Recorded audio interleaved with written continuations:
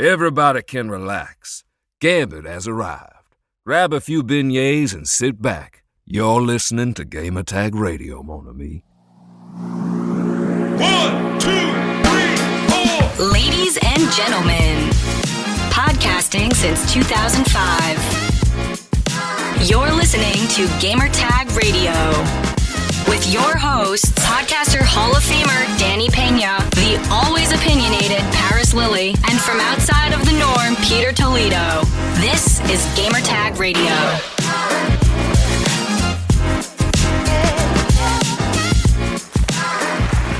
Welcome to Gamertag Radio, episode 1335. This is your host, Danny Peña, and this is going to be a solo episode, but I do have a special guest. His name is LoCascio. He worked on multiple video games and also TV shows. So the most recent TV show is X-Men 97. Now, for video game side, he worked on Lego Star Wars, also Final Fantasy Remake and Rebirth, Uncharted movie, and a couple other ones that he worked on during his career. But in this episode, we talked about all that. Also, you know, how has it been working on this project, the X-Men 97, and it was a great conversation. So I'm gonna play here only on Gamer Tag Radio. But I'll be back later this week with a very special surprise episode. It's a pretty big one. Not gonna say what it is or not.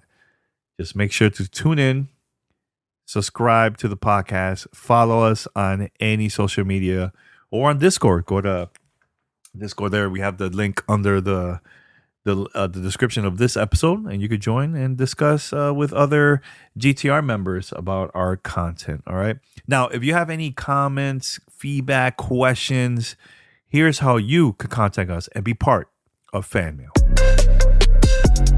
Send us your feedback or questions. Give us a call at 786-273-7GTR. Email us at fanmail@gamertagradio.com or leave a message on speakpipe.com/gamertagradio. All right, so I'm going to play my interview with AJ, and I hope you guys enjoy this episode. Please let me know your thoughts about it, and we'll be back next time with more content and a couple of surprises. All right, until next time, everyone, enjoy the interview. This is Gambit. Make sure you have your beignets and your cafe au lait ready, mon ami, because you're listening to Gamertag Radio. You're listening to Gamertag Radio.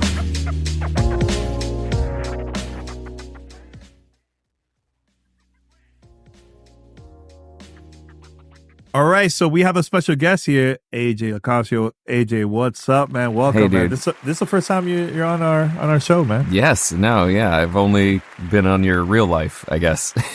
A couple times, yeah. Guest starring on your real life. Yeah, definitely. So, for those that don't know, AJ, I know you have a long list of projects you worked on in the past. I know recently you're playing as Gambit, the new X-Men 97 series. By the way, amazing show. By the way, it's so good. It's so good. I have nothing to do with the writing, but I will say when I read the first script, I was like, "You guys nailed it!" Like I went into this is even before my audition. I went in and spoke to whoever was there on the Zoom because I was auditioning in a studio, but I was just like, you guys nailed it. Like, I'm not trying to say this to get the part. I'm like, this is insane. Like I had goosebumps the whole time. So I'm glad they were able to, taking something from a script to production and having it land still is like such an achievement, but yeah, so good. Yeah. I know that you worked on not only TV shows, I believe you also worked on a couple of video games too. And I've seen a couple lists there. Actually, most recently was Final Fantasy VII Rebirth, which is a fantastic game too, man. But let's talk about the first time we met. So we have a couple of mutual friends, and we went out and we were hanging out there, and we were at a restaurant, I believe, while we were eating, taking a break from walking around and everything.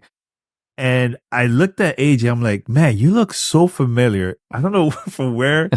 and you were like, oh yeah, like wait a minute, were you involved with Back to the Future, the game with so Delta funny. Games?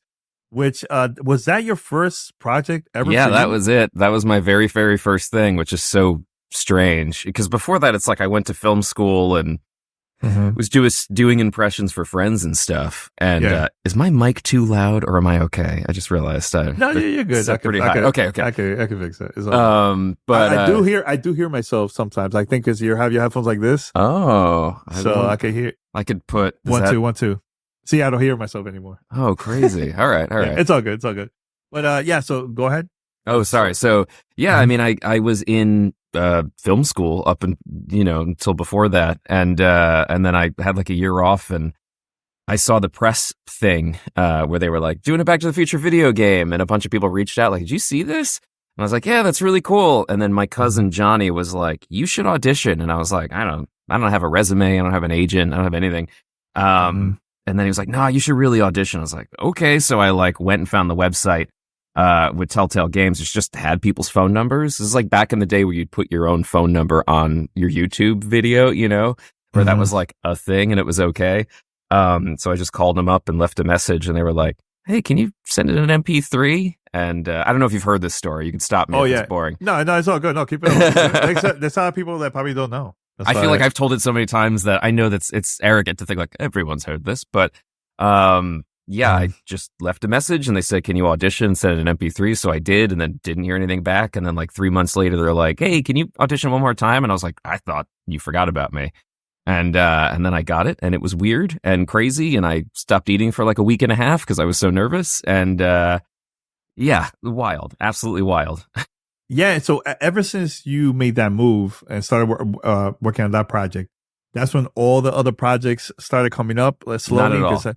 Or it took like some time. Yeah, definitely. Some time to get those extra gigs and stuff like that, right? Yeah, because people were like, "Oh, cool, you did like a Marty McFly impression. That's nice." And that's how I met our friend Elise, is I was working as an editor at Game Trailers for like 2 or 3 years after the Marty thing, because I think people have this assumption that if you do one thing, you're like set, where it's like, you make like $800 off a video game and it's like, well, okay, I need to eat again, But it took a while to get an agent and to sort of prove that I could do more than just an impression of Michael J. Fox. So certainly the roles weren't coming in. But I was lucky that after like 2 or 3 years, I was on the show The Croods, and then that sort of became this stepping stone for more things. But even still, I don't get offers. I audition like everyone else.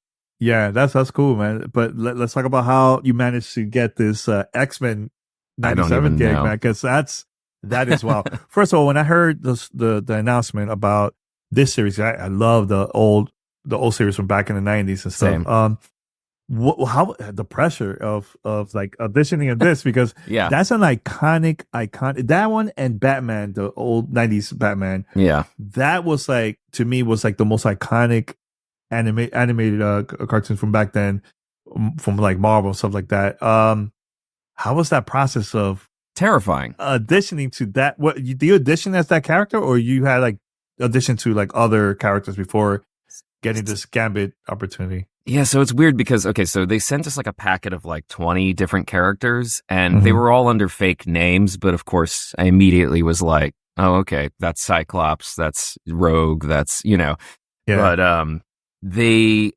it was thinly veiled, because they basically had the names, and then some lines, and then voice reference. And the voice reference was just a direct YouTube link to like, this is what we want for Gambit or Wolverine, and they had everyone. It wasn't like they just were like, we got the original voice actors. Like, we all had to audition. But which is not something I would ever recommend, only auditioned for Gambit, because he was the only one I was like, if I'm going to be part of an X-Men thing, which is obviously huge, you'd want to be anything in X-Men. It's like, yes, make me any part of X-Men. I was just like, I just want to be Gambit. Which is so, I would never recommend anyone do that. It's always, I've been in other things where it's like, oh, I'd love to be Spider-Man, but I'll gladly play, Harry Osborn, whatever it is. Not that I've done that, but, but yeah, that was basically, I just sat with that audition and listened to Chris Potter stuff over and over again, and did it like a million times, and then just sent it away. It was the kind of thing where it's like a t-shirt cannon where you just fire it off into the audience and go, I hope someone got it. But yeah, it was an extremely blasé sort of like, well, there it goes. So there was nothing special. I didn't like call the producers or anything. It was just like everyone else. I stood in line. That's crazy, man. And it's crazy. And how long it took the process for them to call you back? the team? I want to say at least a month, maybe a couple months. Because you fire it off and then they listen to hundreds or thousands of auditions. Because as far as I'm aware, it wasn't like a closed audition process. Like for Han Solo stuff, I know I was on like a very small list, and then that's how I started doing those. Was just like, all right, we've got like 20 people or whatever. But with this, it was just everyone everywhere was auditioning for it. Which now that I say that out loud, makes me feel sick to my stomach. But it's terrifying. Wait, you said Han Solo. That was for like the Lego Star Wars one, or the other projects? I've done a bunch of different. So for Han, I did like Lego Star Wars, the Skywalker Saga, that one that came out last year. Yeah. Where I got to do young and old Han, which was insane. And I've done a bunch of Star Wars like specials that are on Disney Plus, and then Forces of Destiny was like these little shorts on YouTube and Disney Plus, and yeah. But that's cool. That's cool. It's crazy. Yeah, man. Like that, and it started because of the Michael J. Fox, Marty McFly, and look at all these iconic characters. Which Marty McFly is also an iconic character too. But like, sure. it is crazy seeing the list of stuff that you've done, man. it's I don't believe it. Because they're not like, oh yeah, I did a character. Like these are things I'm obsessed with. Like these are. Sure. Because even like I was lucky to do just a little. I did a video game as Figment. I don't know. Do you know Figment from like this guy? This is one of my childhood toys. Is Figment from? Oh yes, I remember. Yeah, I remember. And that was like an obsession for me as a kid. I was so fascinated by his voice, and even before the auditions for that came up, I had already worked on a Figment voice match, and so when that eventually came up, I was like, oh.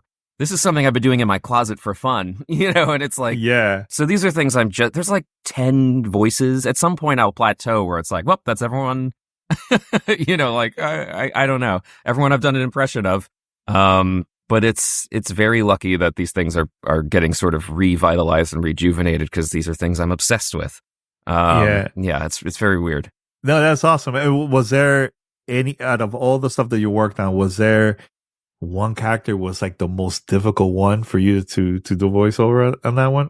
Difficult? Or like stressful? Like, oh my Gambit. God. Gambit's definitely the most stressful, because he's, you're sort of straddling the line between what Chris Potter had done in the original, which is his own kind of thing, and then what does a Cajun accent sound like, and what is the modern expectations of what a Cajun character should sound like. So sort of walking that tightrope between what came before and how people hear him in their head, with also trying to incorporate like, not dialogue, but phrases and little things that are from Cajun culture, or trying to get that in there. And, some things don't make it, or things get edited and stuff, but just trying to bring as much vocabulary, as I can to that is stressful. It's a whole section of people in the world that are listening to that and going, that's not right. So that stresses me out. Plus also just, it's Gambit. We all grew up hearing Gambit. It's something that, like Kevin Conroy's Batman or something, you just know it. And anything that's not that is going to be disappointing. You just want to hear that again. So that's the unfortunate position I keep thrusting myself into, where people are comparing you to something that is the definitive version, is always a lot of stress. With Marty or Han or any of that stuff, it's just, it's a lot of pressure. When you work on a project like this, do you usually record at a different studio, or you usually work on recording everything from home on a project like this, or in other projects? It depends. I mean, for this, I think all in studio. I kind of hate recording from home, because then I got to mess with the tech and adjust the levels and stuff. Even this, I'm like, is my microphone too hot? This was, I think, entirely in studio, thankfully, because we were sort of starting it right as like COVID was kind of like, all right, you can come into a studio, but you have to like wear a bag on your head, and like, someone has to hose you down as you go in. And so, I think all of X-Men was in studio, but some of the other stuff like Crudes, and I worked on the Uncharted movie as like Tom Holland's voice double, was like almost all in my closet, and Spider-Man stuff. And I've done a bunch of all throughout the pandemic. I was in my closet being like, all right, so if you watch Uncharted, there's voiceover from me as Tom Holland from my closet. I've been like flying around, and same with Spider-Man, where it's just like, oh, I did some just little background dubs and stuff for him. And it's like, oh, that was me in my closet. It's just really weird. Yeah, I was going to ask you that question because sometimes voice actors are not allowed to say those things, and some are okay. That you could talk about it. So About the closet or no, not the closet, but more of like, oh, I've done stuff for like Uncharted, the movie, or stuff like that. I don't know if I'm allowed to say it, to be honest, but no one ever said don't say it. I mean, it's kind of like an open secret that there are times where an actor is unavailable, and it's just logistics where it's like, yeah, they're so busy that it's like we just need someone to make this oof for this, like, hey, look out, and it's not. There's nothing. What's the word I'm looking for? Deceptive about it, other than it's like we just need to fill this in for the edit, and we couldn't track this person down. So that's why with voice matchers, we'll often. There's like weird things I've done, like where there's a character in Transformers where it's just like they're falling off a cliff or whatever. It's just like, all right, sure. Yeah. Because it's not like you're really doing a performance. You're just inserting a noise on their behalf. Yeah. Yeah. And do you change the voice, or they add like special effects on that to make it like during the mix down? Oh, I mean, you're just doing a voice match. So hopefully it just sounds, you're doing an impression essentially. But with voice matching, it's like, there's impressions which are like a broad, you're kind of doing a broad version of someone, but with voice matching, it's supposed to like sonically sound exactly like them. So we'll often do a pretty lengthy process of matching the voices, and then and then so hopefully when you go in, they're like, we'll do that, do Tom Holland or Chris Pratt or whoever I'm doing, and in whatever situation they're in. Yeah, so I know you worked on a lot of video games and like TV shows, movies, and stuff like that. Which one do you think has been like the most exciting out of all of it? Like from the gaming side, the TV or movie side for you? Which one has been like your favorites so far? Okay, so like physical experience, like joy of like being there was God of War for sure, because it was like some of my closest friends now are from working on God of War, because I was involved in that process long before I was involved in it like as a character. So because I was basically standing in for Kratos and Atreus and other characters as they were developing the story and blocking the scenes and stuff, and it was a lot of just me with the previs team and some other friends just sort of rolling around in mocap suits and sorting things out, because that game Ragnarok has a lot of one camera shots, or it's all one shot. And so it's just sort of like this boot camp of fun. It's not even like, how do I say this? Like, it's not glorious in the sense that it's like, yes, I am an actor. It's just rough and tumble and fun. And so the joy in that, because I love creating things. And so getting to talk about like, okay, well, if the mermaid's up here, I should be down here. And then when I look over here, this guy's 8 feet tall, so I have to hand the box up here, but he's actually 3 feet tall in real life. So there's a lot of like fun and games with that sort of stuff. And Jedi Survivor I worked on for a long time, and there was the same sort of thing. It's all behind the scenes, just kind of, playing with lightsabers, and now you're a Jawa, and now you're Cal. I did like all of Cal Kestis's previs stuff, and so it's just fun. I mean, I'm like moving a baseball bat around like I got a lightsaber. So the physical joy of getting to do that stuff is unparalleled. But then outside of that, I mean, for video games, doing Lego Star Wars was just an absolute surreal highlight, because I was recreating all of Harrison Ford's iconic lines, which talk about pressure. But the greatest, and this is like a self pat on the back, the greatest thing that happened to me was there was a few times where they would play the reference, and then so like they play a clip of Harrison Ford in the movie, and then I would do my version of it. And there was a handful of times where my buddy Matt Wood, who was the director, was just like, all right, AJ, go ahead, do it. And I was like, I just did it. And he was like, what? And I was like, yeah, that was me on the third one or the fourth, whatever it is. And he was like, I thought it was just playing the reference over and over again. I'm like, yes. See, that happened a handful of times. Yeah, that's how you know. That's how you know that, like, okay, this guy killed him. It was, I mean, like, what a compliment. And the same thing happened with my agent, where there was for older Han Solo, she sent me on audition, and I sent my MP3 back, and she was like, hey, honey, you sent me the reference. And I was like, no, that's me. And I was like, that's awesome. I was like, there was no reference file for that specific thing. So I was like, yes, that's awesome. So that was, but just as far as like joyfulness, that was such a fun, silly, because Lego also is who doesn't love Lego? Everybody loves Lego, and those games are fun. Like they're so much fun. It's the perfect game to play with family, everybody getting together locally and just play with it. It's great. It crosses all generations in a way that so few things do. And I'm obsessed with Lego, and I've gotten to do.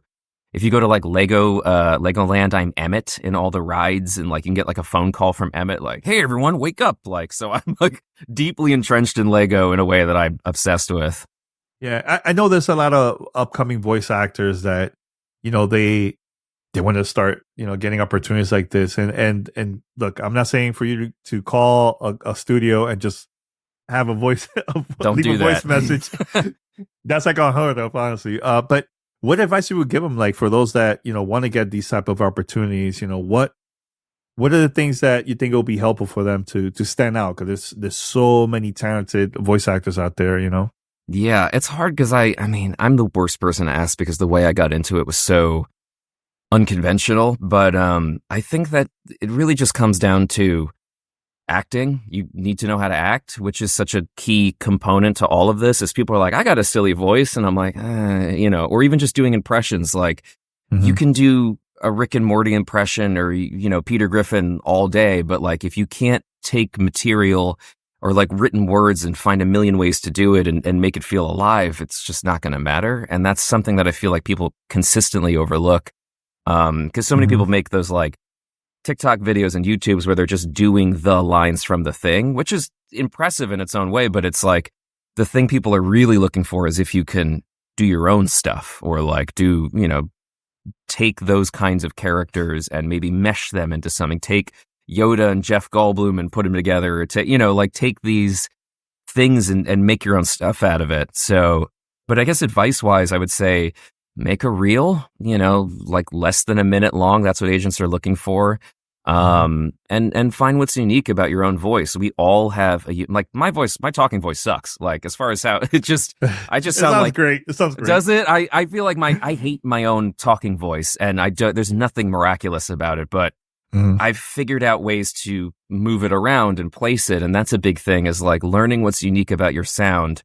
And using that. I mean, there's plenty of voice actors who just figured out a sound and then they use that for everything. And that is totally viable. But also another big thing is just don't be weird. Like that's a weird, it's like, don't be weird or creepy, or there's so many people that are too aggressive or they want to be noticed so bad. And it's like, let your talent speak for itself. And I know that there's a certain amount of wanting to stand out, but you can also put yourself in a position where people are kind of scared of you or freaked out.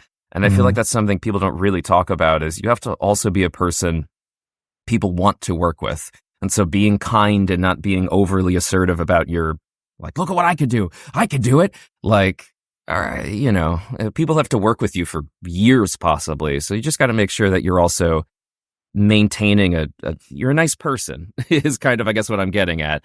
Is another thing that's underestimated, is just be kind, and people should want to grab coffee with you and be like, I really like you.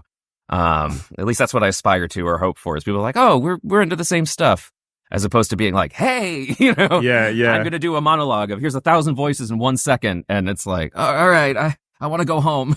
Yeah. Well, is there any projects that you will love to be part of, of things like you heard in the background, like things that might be popping up, like you're allowed to talk about? I don't know. Because it looks like you're always getting something. Thank you. I'm glad that appears that way. Well, because it's so wild, because it's like, the illusion of that is not lost on, I guess it's not lost on me, because like Gremlins, like I've done recording that like years ago, and it's like we're still waiting for season 2 to come out. So for me, it's a couple weeks of work or a couple days, and then it disappears for a long time, and then it comes back. And so there's this illusion of that. But I mean, for me, honestly, I love doing motion capture. It's like the most fun I've ever had acting. And so getting to do something in that vein that's maybe my own character, like doing Skildor on God of War, was so much fun, because my buddy Eric and Matt, who were the writers and directors, were just like, just cast AJ as his character. And I was like, what? Because I've been around them for so long, and we were friends, and they were like, just make him the character. And so I got to, when I asked them, I was like, what do you guys want me to do with this guy? They were like, just be you. And I was like, oh, okay. No, that's cool. But doing more stuff like that, obviously I'm obsessed with like the Rocketeer and Indiana Jones. I would love to do something with those guys, but there's not anything I'm hearing about with them. But yeah, Imagineering stuff. I love Imagineering. Anything I could do with them, I'm always like, yes, please.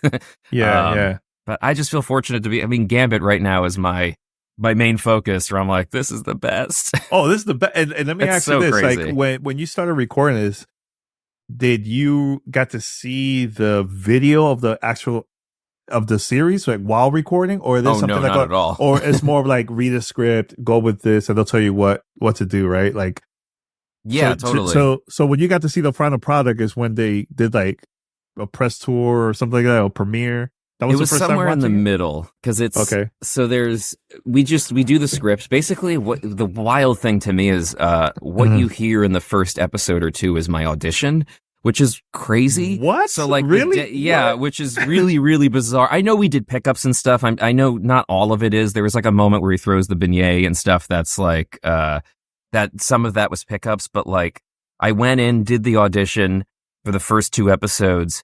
And then they were like, all right, you got it. And I lost my mind and, ran around the house and, like our apartment. I was just like, ah. But then when I went back in, I was like, all right, now let's record it. And they were like, we're moving on. And I was like, what do you mean? And they basically used my audio from my audition, which was insane to me. It wasn't the audition I sent in, but the one I did in studio, like the callback. And so I was like, okay, are you sure? But I guess it worked. And but anyway, to answer your question, there's no visuals up front other than I got to see the art, which they showed me like very cheekily. They were like, this is what he looks like. And I was like, wait, no. So I only got like a very brief, blurry picture of him. And then like a year or 2 later, maybe I got to see some sort of close to final animation, but not the full thing. This is one of the longest shows I've ever worked on as far as like time to take animation, because it's so beautiful and so rich. Same with Voltron. Took a very long time to get animated. Love Voltron, by the way. I'm Great obsessed job on with that Voltron. one. Thank killed you. on that one, yeah. It's funny, like my brain, I totally forgot that I was like, oh yeah, I'm on Voltron too. That show I love that show so much. But I don't even know if I answered your question. No, and I get it. Because I just been curious about that too, man. Like, because when they mentioned, when Disney said, okay, we're bringing back X-Men 97, even though voice acting back in the 90s is very different than now. So yeah, you had to learn from that for like the 90s style, right? So it can make it, similar to like the one from back in the days. So that's why I was wondering if you got to see the animation, did that help and stuff like that. That's why I was very curious about that. It's funny because, there's definitely like, there's a Shakespearean theatrical aspect to the original characters, which so works with the tone and the broadness of the like what they're dealing with. But kind of trying to find the middle ground between, I mean, luckily Gambit's always absurd and always kind of this fun, ridiculous character that he's kind of set in stone. There's not too much you can do to make Gambit different, or I wouldn't want to. But with like Cyclops, I know with Ray, they had a whole thing where they were trying to figure out the right balance of like Boy Scout and serious, and I think him and like Jennifer Hale, who does Jean Grey, sort of nails the tone of it's not grounded in the way that you would imagine like a serious film. There's more to it that I feel like you have to figure out and understand what's too much, what's just right. And I mean, it's incredible to listen to them. The more serious characters like Jean and Scott, they're grounded, but there's this elevatedness that fits so well with the original series, but is also kind of modern. And it's same with Jubilee. Jubilee, Holly, who does Jubilee, I feel like nails it, where it's she's still Jubilee, but she's more grounded in a way that is again, it's not about the performance so much as our modern sensibilities. Like where if you watch a performance from the 50s, it's so great for the time, but there's a different kind of way people hold themselves. And in the 30 years, we've things feel a little different. Like Spider-Man, you think about like Tobey Maguire's Spider-Man versus Spider-Man now, just a totally different tone and style of acting that is felt real at the time, but now is its own thing, and it's great, but it's different. Yeah, no, definitely. Yeah, I was gonna mention too, man. Like seeing the reviews when it first popped up, I'm like, oh my Nuts. god, this is the highest that I've seen of any show from Disney Plus so far. That's crazy. It's crazy. And I was talking this to my co-host Paris. He wanted to be here too. He's a huge fan of the X-Men 2 show. I'm sorry. Hopefully you could meet him one day. But we also, I remember when Voltron came out, we were always calling each other up like, yo, what? episodes. That's awesome. Yeah, we love it. Oh, but dude, anyways, that's so cool. I didn't realize that. I didn't know. Yeah. That's super cool. Oh yeah, dude, I have the original DVD series from like the old 80s Voltron, so I still have That's it somewhere. amazing. Right? Yeah, so it's cool. That I show was gonna so say, good. like, I put this show up there with two other shows that I love, which is WandaVision and also Loki series. Yeah. So that's awesome. Seeing the reviews from like the fans and also from the media, high scores when they came out. How was like your reaction seeing all this, man? It's a relief. It's such a funny thing because you're like, oh my God, thank God they love it, they get it, the team nailed it. Because I knew at the time, I was like, this is really good. I was like, if people don't like this, I'm gonna be so confused about what my own taste is, like because and I'd only gotten to see snippets, but I was like, God, this is good. And it's surprising because you never know. I mean, you read a script, you see animatics, you see things through the process, and you never know how things will change. I mean, it's so common in media where someone has a great idea and it gets turned into something that's totally not what they wanted. And you hear directors talk about it all the time. But the fact that it made it through and it's so good is not only, it's two things. It's like, holy crap, thank God, but also, all right, now we got to maintain this. And, thankfully I'm not in any position to write. Voice actors are weird because we're basically like the last ones to show up, but I feel like to some degree we get the most almost undeserved praise where it's like, all I do is this. And then I disappear. I don't ever really get to meet the writers and stuff, which is a shame, but they're the ones that have all the pressure on them. And from what I know, I'm hoping people will be pretty pleased because it is like talking about a labor of love doesn't even cut it. Like it's a labor of insanity because it's so, I don't even know how to say it, but like there's Easter eggs that are not even Easter eggs. They're just, they understand every fiber of it and the connective tissue from like the Jean Grey's doll, the Cyclops doll, the fact that she has that again in the newest episode. And that's something she had in the original series. Like it goes beyond Easter egg. It's just attention and love and reverence for what came before in a way that's not trying to show you an Easter egg. It's just, that is what it is.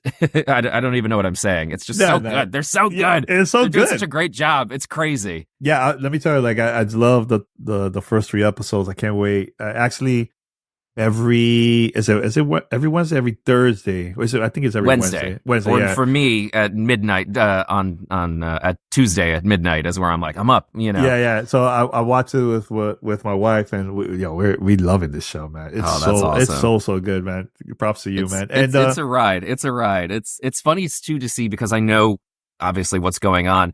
People being upset about certain things, like, oh, I hope this doesn't happen, or I hope this happens, and people speculating, and I'm just like, kind of grinning like an idiot where I'm like, man, this is, as someone who watched like Game of Thrones and all that stuff, you're making all these theories, but I now kind of see a little bit of what's going to happen. And it's so fun to watch people be happy and upset. And it's all these reactions that you want out of an audience where it's like, they believe it, it's so cool. Again, nothing to do with the writing, but as a small piece of this, it's so exhilarating. Yeah. I was going to ask you, like, do you like, and you don't have to say fully, but like when you work on a project like this, you don't know about the other character. You only know about your character, right? So there's probably stuff when you're watching, like, oh my God, I didn't know that was going to happen, right? Like while watching the first 3 episodes, was that sure. like? I didn't know anything about Madeline Pryor, because that whole thing, I'm not involved in that at all. Yeah. I mean, there's bits and pieces, but as far as like when Scott and all them go off to Sinister's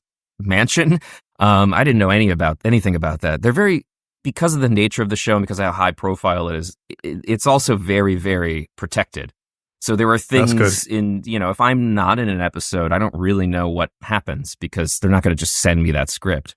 So it's same thing with Voltron too. It's the same way where it was like, I would be surprised by things. I'm like, oh, I didn't know they were going to a mall. Cause like LoTor wasn't in the mall at all. So yeah. It's as a fan too, it's really cool to not know everything. Cause I certainly don't want to know everything. I want to be surprised too. Yeah, that's good. Yeah. I was going to ask, man, imagine knowing everything. You're like, oh man, I can't even watch this. I know. I always feel bad for I feel like Mark Hamill would love Star Wars if he wasn't in Star Wars. And I know he does love Star Wars, but not in the same way. Like if he was just a fan, he would be the biggest nerd for Star Wars. And I feel like he was sort of robbed in some ways of getting to have that experience of getting to watch Star Wars without being involved. So I feel lucky that I don't have to have that problem. I could just watch it and be like, this is great. It's like reading a comic or watching the original show.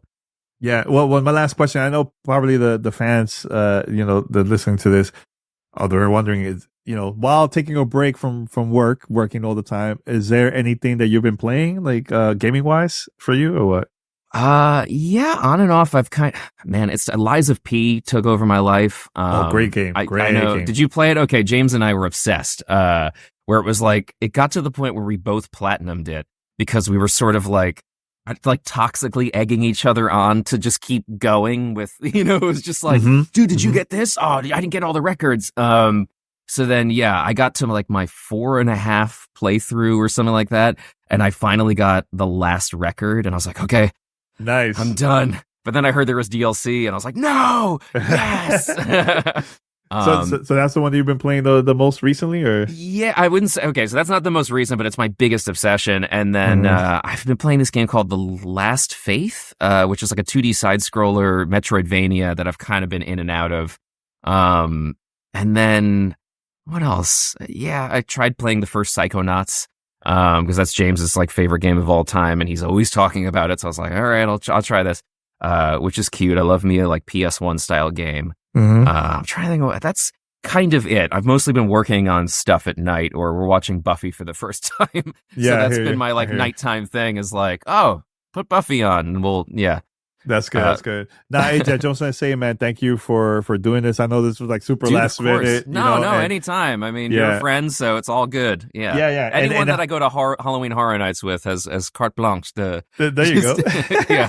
You know what we got to do next time in the future? If there's any other big projects that, that's official, is already announced, I would love to have you on here. And especially from the gaming side too, man. We would love to have you on here and talk more about that stuff, man. Yeah. I can't even remember what I'm working on, but yeah, hopefully something soon at some point. We'll make it happen for sure. We'll talk about it. All right. Thanks a lot. Be sure to Dude, like thanks so us much. on Facebook and follow us on Twitter.